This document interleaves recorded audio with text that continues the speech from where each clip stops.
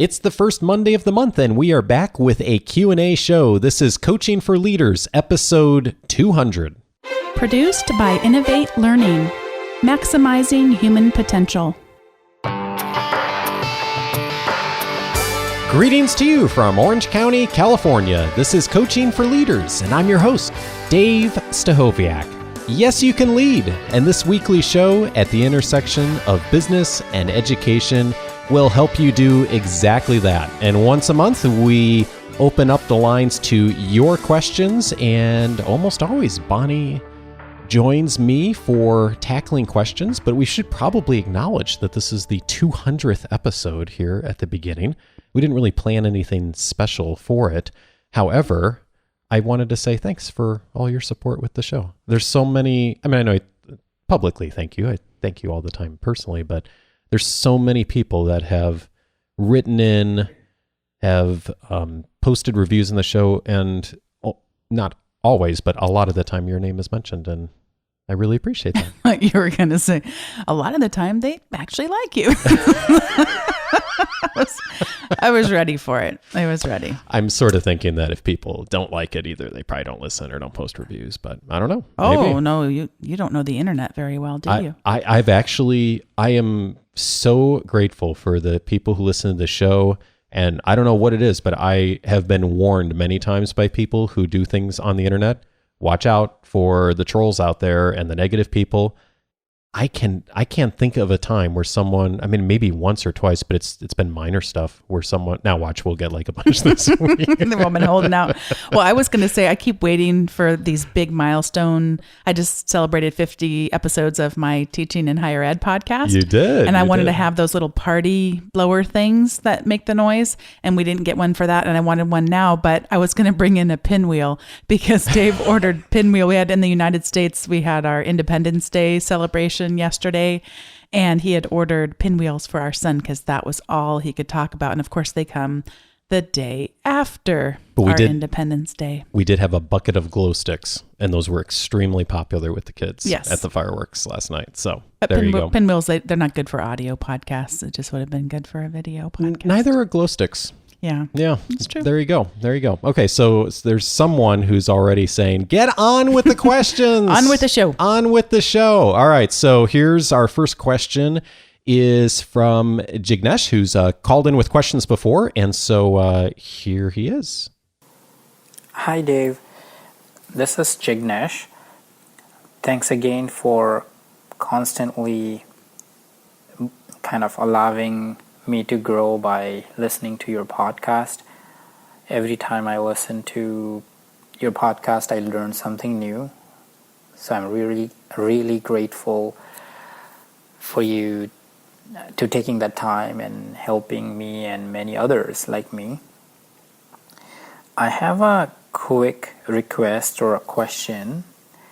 I am wondering if you would be able to share a best way to do some sort of career planning. I have my own journal where I keep, writing what my career goals are, etc., etc. And one of the things which I always happen to write every year in January is I will create a 5-year career plan. And I never get to it. And today when I was reviewing my to-do list, it occurred to me like, why this keep happening? And I thought, maybe I need a template. I don't know what to do, how to do. And then you popped up in my head and say, it occurred to me like maybe Dave could point me in the right direction or help me with a template which he may have used or may know of. So I'll really greatly appreciate if you could consider this request and can help me out in any ways. My email address is... We are not going to publish his email address to the internet, but thank you for the question, Jignesh. And yeah, I have a few thoughts on this question. I'm sure Bonni will as well. My first thought is that actually here's another resource for you, Jignesh, is I just did a show on Carnegie Coach, which is the other podcast I host, episode 148. So I'll put in 148. I'll put that in the show notes. And I articulated this process, which I've found can be a good starting point for people. So one of them is there's a book out there by Mihaly Csikszentmihalyi, and it is called Flow. And the main argument in the book is he talks about this state, which he calls flow, which is the state you get in when you are just so into something, that you're just so present with your work that you essentially lose track of time, that you're just so, and not excited is not the right word, but so present, so connected with what you're doing. And I think all of us can relate to having been in that situation, if not professionally, at least personally, where we're just so into something or excited or even like a hobby. And I think that spending some time doing some examination on where are those places for you is helpful to figure out what's next, or where do I want my career to go? Because I think to the extent that you can think about where those places are and what kinds of roles and jobs you would have that would align with that, I think that can be really helpful. So that's a book recommendation I'd have for you, and a good starting place. He also has a TED Talk, so that might be just a good place to start. I've also worked with clients many times over the years to just write a vision. And I think 5 years is a long time to think out, frankly. And so if that's helpful to you, great. But one of the things that comes to mind for me is that if you've been trying this for a long time, and you mentioned this has been an ongoing goal, and you haven't done anything with it, I'm sort of a big believer that if something's not working for you and you continue to put it on your task list and it's a goal and it doesn't get done, that maybe that's not the thing to be doing. Like, maybe don't put together the 5-year plan. Maybe that's not what this is going to be the best thing for you. If there's a reason you're resisting it, if you're resisting, I should say, there's probably a reason for that. So I'm not sure that's where I'd start. I would start with something maybe shorter term. Maybe it's 6 months or a year. You write a vision. Another resource that's really helpful and was helpful to me when I was at a career point of trying to think through what I was going to do next about a decade ago, before I started at Dale Carnegie, was a book called What Color is Your Parachute by Richard Nelson Bolles. I believe they still publish a version of that book every year, and that was really helpful for me. It's probably the best resource I know of. I'm sure there's others, but it's the best one I know of that really walks you through a process of thinking through your career plans. About the first half of the book is all on that, and then the second half is kind of more the logistics of like, okay, how do you go out and find a job and salary negotiation and all that. But I'd really recommend that as a resource as well, and I'm sure Bonni will have more too. That is my number one career resource, as Dave mentioned. What Color is Your Parachute? And the other one I'd like to mention is Business Model You, a one-page method for reinventing your career. The authors of this book became famous for a one-page business model for businesses in general, and then they launched off of that to Business Model You. And it's a wonderful resource where you can almost look at yourself as somewhat of a business. It's hard to describe. You'll have to take a look at it, but we go in and we look at who are our partners, who are as we think about ourselves as a business and what kind of value that we can bring to organizations. And it's just a good way of articulating to yourself initially and then to others eventually what you're all about and what kind of value that you bring. It's another great, I would say, I would start with Dave's first resource. There's really inexpensive and a great resource, but Business Model You is another great one. And Business Model Generation, their first book, is a great one if you're trying to put together a business plan, especially if you're kind of a visual thinker. Great way to go. All right. Thanks so much, Jignesh, for the question. The next one here. Oh, I'm sorry. This is Bonnie's. You had another question. Sorry. As she frantically waves her hands in the air, which you can't see on an audio podcast. But our next question is from Mia. and Mia's going to share with us her question on audio. Hi, Dave. I've been listening to your wonderful podcast for about 6 months now here in Melbourne, Australia. I've been working my way through your archive and really love the material that you put out each week. Something that happened to me recently in my job is that I actually resigned, and I was looking for advice on handling that resignation and handover process in the best possible way. I think as leaders, we manage teams, and we want to make sure that our team here's the resignation announcement in a way that's I guess, less traumatic to them as possible. And because you spend time building and molding this team, you want them to be handed over to that new leader in as smooth as way as possible. So I was wondering if you could address this in a future topic, looking at, what does that handover look like? What are some of the best practices in terms of sessions or documents? And how do you really resign with as much grace as possible so that your exit from a business can be as smooth as possible? Cheers.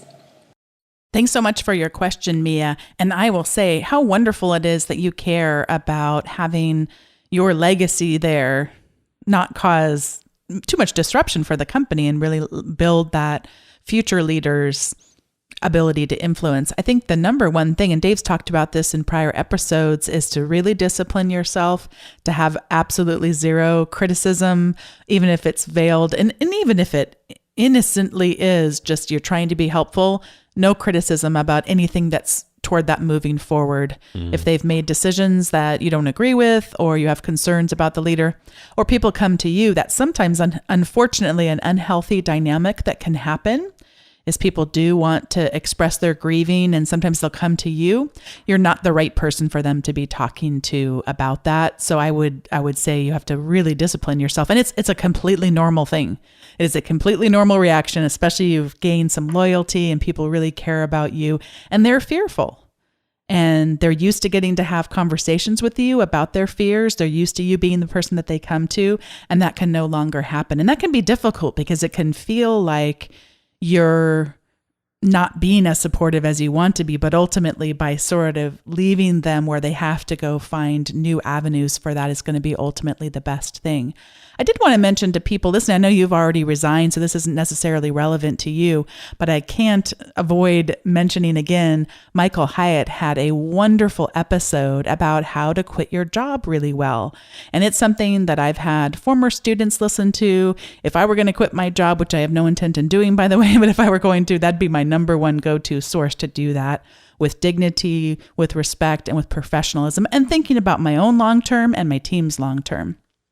I agree with all of that. And the only thing I would add is I once gave 6 months notice to leave a job, Bonni. I think you know that. And so, by the way, I would not recommend that. It was a very interesting, unique situation.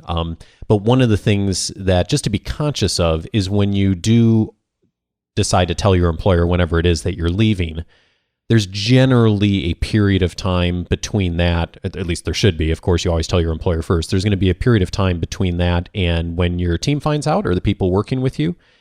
And just to know that you may have it all figured out in your mind, how that's going to work and how that news is going to get communicated and who are the right people to know in the right order.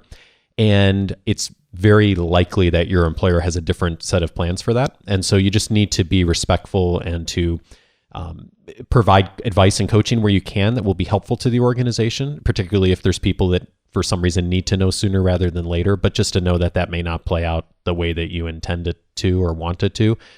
In my case, I had given notice very early to an employer, and then it turned out someone found out who wasn't supposed to find out, and then all of a sudden we had to tell a whole bunch of people very quickly. So it just didn't work out the way I had planned it to work out. So that's just something just to know, is to be conscious of that. Once you leave and you've announced you're leaving, you do give up your, some of the influence you have on how that goes. So for whatever that's worth, I hope it's helpful to you, Mia. Thanks so much for the question and the kind words. I really appreciate it.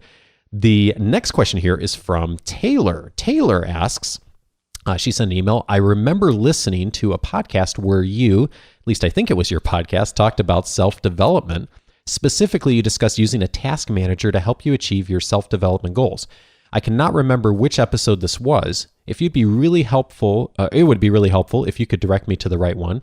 I would really like to send it to my father. Well, thank you, Taylor, for the question and for being so willing to help out your father. I think there's a number of episodes we've talked about task management, so I'm not sure which exactly one you're thinking of, but the one that comes to mind for me is episode 151, where Tim Stringer was on how to be more productive. That was July 2014 when that show aired. That will be really helpful to anyone who's thinking about productivity and self-development. Tim in particular has a wonderful model called holistic productivity that's around that. And Tim's actually coming back on the show in about 2 or 3 weeks to do a follow-up on this. And we're going to have a resource for community members. So be listening for that, Taylor. We'll have more about that in the next 2 weeks. But one of the things I wanted to mention here is, first of all, which task manager we use. Bonni and I are both fans of a task management app called OmniFocus. And it is, it's a great app. It is very powerful, and it does a lot. So if you're not looking for something that's super powerful, it may not be the best solution for you. It also is only on Mac, iPhone, and iPad. So if you're not a Apple person or use Apple devices, then it's not the right solution for you because it won't work on a PC. So I actually had reached out recently to Tim Stringer, Bonni, who both of us talk with regularly, and I'd asked him about what are some good resources for people who have PCs and are or just are on different platforms to use as far as task management services. And previously, Bonni, we had recommended Remember the Milk. I know you used that for many years. Tim's advice was actually 2 other services that are under very active development, are becoming very popular. And the 2 that he's recommended are Todoist. So that's TODOIST.com, Todoist. That comes strongly recommended from him.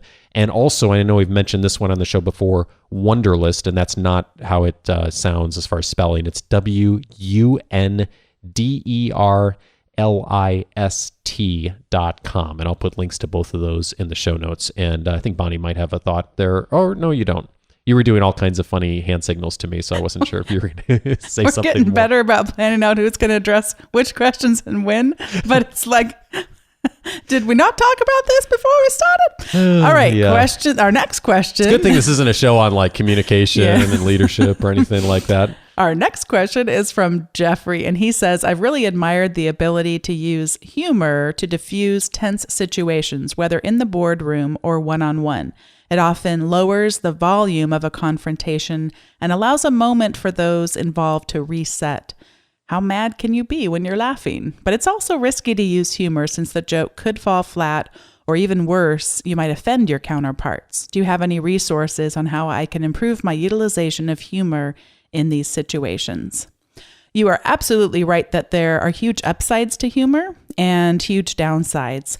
One of the things that Dave and I, in all the years of coaching people in the business world, have come up with time and time again, if we were going to have to bet on what's most likely to happen, the most likely to happen thing would be that someone would try to use humor to avoid conflict. That would be number one. Just going in, if I were going to look at a situation and not know anything about it, I'd say, a lot of times people use humor in an attempt to try to avoid having the conflict and having the real conversation. If that's something you have a tendency to do and you're able to be self-actualized enough to admit that to yourself, that's where we really want to steer away from using humor, and just know that about yourself. And when you start to feel yourself doing it, avoid it at all costs. It's not helpful to the conversation. It doesn't help you have those true, candid, important conversations you need to have, and also to have credibility as a leader. It doesn't help the other person because they're going to have that sense that that humor isn't authentic. It's not coming from a good place. That being said, you mentioned this. It really can be helpful. I think that probably as I think about conflict and humor that's helpful, it's self-deprecating humor from the other party. So if the other party is going to start making fun of something that I did that wasn't my greatest in the situation, probably not when we're at our heated moments going to be the best use of humor. But if the other says, yeah, I know I didn't do that too well, did I? Or some sort of shared humor around the situation, that can help navigate through it because it's building up that trust to say, yeah, I'm willing to laugh at myself, which is also a willingness to say that I wasn't very helpful in that situation. But that's if an apology has already been made. If I'm just using the humor and I've never actually acknowledged that I chose to do something that was not helpful in the situation, and now I'm trying to make light of it, again, not the world's best use of humor.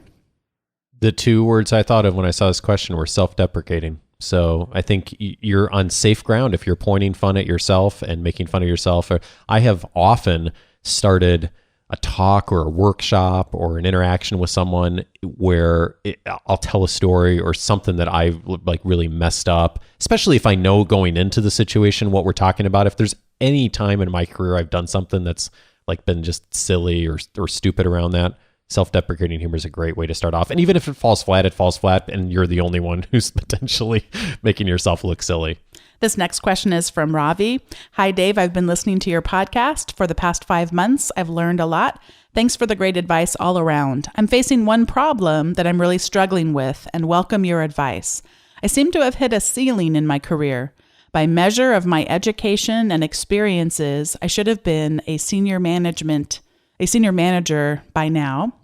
I look around and all my friends and peers at one time, and even those behind me, have been steadily climbing the ladder, and I'm frustratingly stuck at the same place. I have received good to excellent feedback, been commended for my attitude and thinking, done more than my peers, but I'm still stuck. Any advice on what I can do? Happy to share information about my background if it will be helpful. Thanks for the question, Ravi. One of the first things that comes to mind is actually a children's book. It's called Hope for the Flowers, and I'd love for you to take a look at that if you ever have a chance. It is about a couple of caterpillars. That's what it is. A couple of caterpillars go on a little journey and see a big, giant tower of other caterpillars that are all fighting to make their way to the top. It's not just for children, though. So before you tune out, it's not just for children. In fact, I'd say more for adults than it is for children. It can be so hard because when we visualize work, when we visualize what success looks like, so much of the time success looks like moving up. And moving up means in our hierarchical world, moving up those boxes on the organization chart. Now, of course, moving up those boxes, what do the realities mean? Many times it means additional compensation. Many times it does mean additional sense of regard, or high regard in our society. Some organizations have started to take those org charts and flip them on their head. And maybe that's just a nice symbolic thing to do that doesn't actually make too much of a difference in the day-to-day business. But to be thinking about what is it that makes you want to move up, I think can be very helpful. Is it truly about making additional money? Is it truly that there is in your mind somehow you're not worthy enough with the position that you do hold? That can be a really dangerous thing that can actually hold you back from truly enjoying what it is that you do. It can actually hold you back from getting to that next ladder if there's that bit of sort of insecurity. And to me, I don't buy in very well to hierarchy, so I'm probably a bad person to be giving you advice about how to move up them. But the people that I have known and worked with over the years that move up don't move directly up. They move over. And by moving over, many times it means going to other organizations and perhaps even building up some of their skills in a different industry. So if you've been in the same company or in the same industry for a while, that could potentially be holding you back from being eligible for some of these more senior positions. Now, that's a riskier endeavor. I don't tend to take a lot of risks with my career that way. But the people that I know that have moved up, they've taken risks by moving sideways. It's not always about moving up. Sometimes it's about moving sideways and getting additional, whether that's functional experience in a different functional area within a group or whether that's in a different industry. I agree with all of that. And the only addition I'd have on a real practical level, Ravi, is I've had at least 2 times that I know of where I got held back from a promotion in my career. One time it was nothing. It was like just an inconsequential thing where I got passed up for a promotion. And one time it was really like a significant thing, a significant choice that the company made to pass me up. And so I guess one of the things that if you are in a industry and in a company that you really love and you feel like this is your place and you really do want to advance and for all the right reasons, as Bonni was just speaking about, then one of the things that I would wonder for you is it nothing? Is it just, chance that you haven't moved up for whatever reason or just logistics of where people are in the organization now? Or is there something going on that maybe you could address / correct if there's an issue that people either perceive rightfully or wrongly?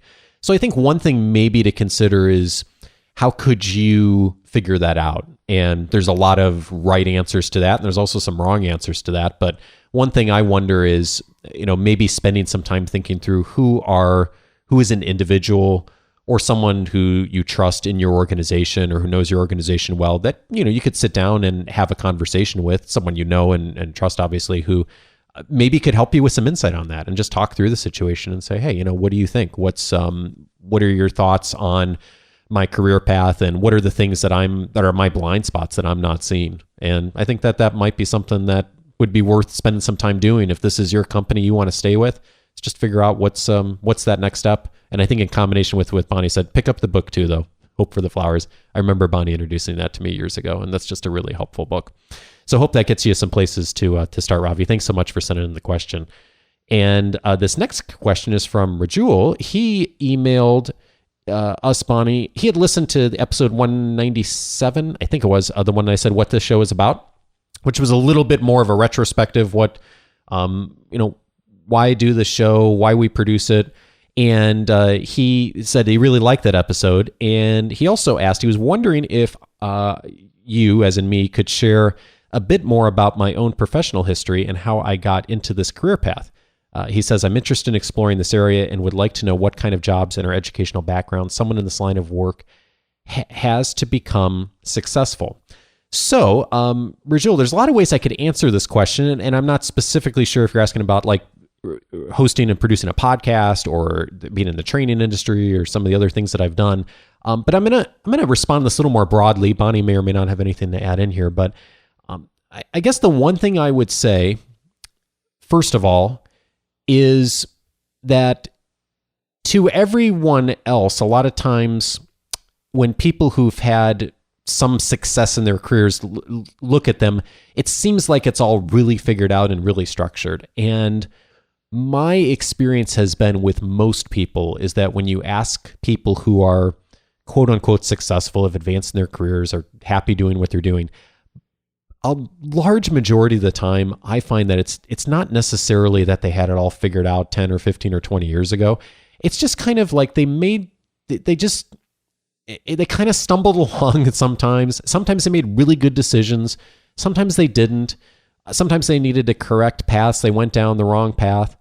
I think career progression looks pretty messy for most of us. And I think the assumption that we've all got it figured out or anyone who's successful had it all figured out is more of an illusion than it is truth for most people most of the time. There's certainly the people out there who knew 20 years ago exactly where they're going to go, but I just don't think that's true for most people. There's just so many variables. So that said, the one thing that has stayed absolutely true for me since I started my career, even when I was starting to interview for my first job, is I've always done something I could get excited about and that I loved, and that I not that I was excited every day about it, but that ultimately I was really excited about what my role was in the organization, and more importantly, what the organization did. As an example, one of the jobs I interviewed for coming out of my bachelor's degree was in a grocery company. And I was going to be I think a store manager, district manager, something like that. And it was a really good paying job. It was a great opportunity. It was a really well-known organization. And I got 2 or 3 steps through the interview process, and I did like a half-day interview with them where we went to all these sites, and I could not for the life of me get excited about working in a grocery store. That just was not something that I had a passion for. By the way, I'm not saying that's a bad career move at all. I know people who are in that line of work who love it and are passionate about it, and we absolutely need people who are passionate about that kind of work. That's just not my passion. And so I've always had the privilege of doing things in my career that I've just had a personal passion for. And I remember the first company I worked for, the company was an education company. I worked for an after-school center helping kids learn. And the cover of the brochure said on it, start your career at the intersection of business and education. And I actually threw that in the intro to the show this week. Some of you may have noticed. But I have always thought about my career that way, of loving things that were at the intersection of business and education, that I've very much seen my role to help business people to learn and produce better results, but also help people who are passionate about learning to be better at business and producing results for their organization too. So I guess for whatever that's worth, that's what I would recommend is find something you love to do. Going back to the first question from Jignesh, find the thing where you have flow in your daily activities and you're not going to love it every day. There are certainly days that I do not enjoy what I do, but overall, I feel really passionate about my work in the organizations I've had the chance to serve over the years.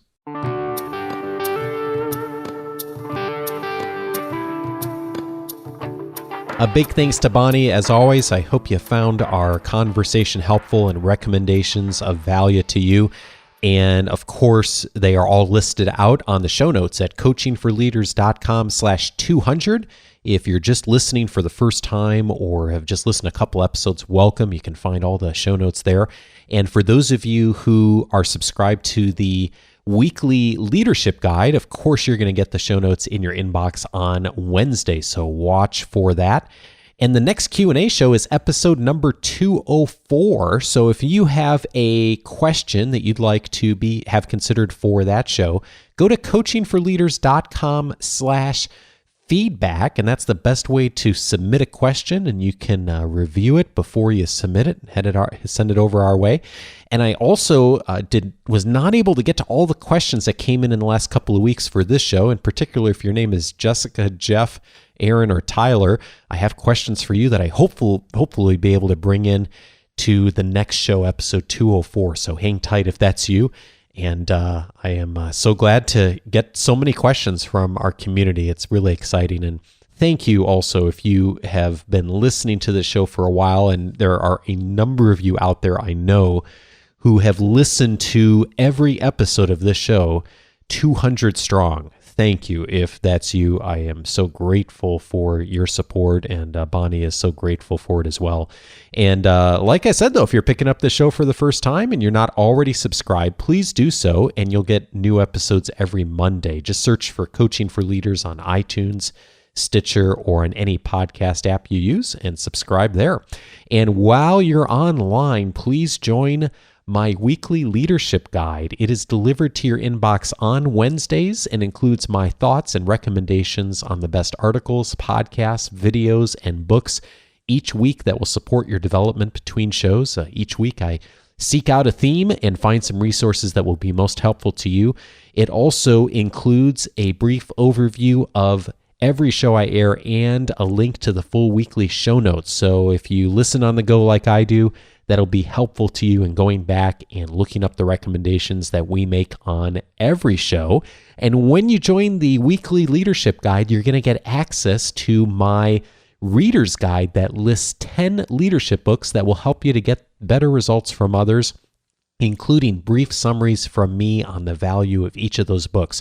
It's an 11-page reader's guide, and you'll also get access right away to a 9-minute video. So that'll come to your inbox as soon as you join. In order to do that, just go to coachingforleaders.com/subscribe, and that will get you access to all of those. So thank you in advance if you do join the weekly leadership guides. And also a big thank you this week to Debbie here in the States and Taji, I hope I'm saying your name right, in the Philippines for the very kind reviews that you left on iTunes. Thank you so much. It is so helpful for the show, for more people to continue to discover it. For those of you who have written reviews, and thank you to all of you who have done that over the last 4 years. I'm so grateful. If you'd like to post a review as well, it's a huge help to this community. Go to iTunes at coachingforleaders.com/iTunes, or if you use Stitcher, coachingforleaders.com/Stitcher. And thanks again for your support. Next week, a guest back. It'll be a lot of fun. I hope you join us again and have a fabulous, fabulous week. Take care.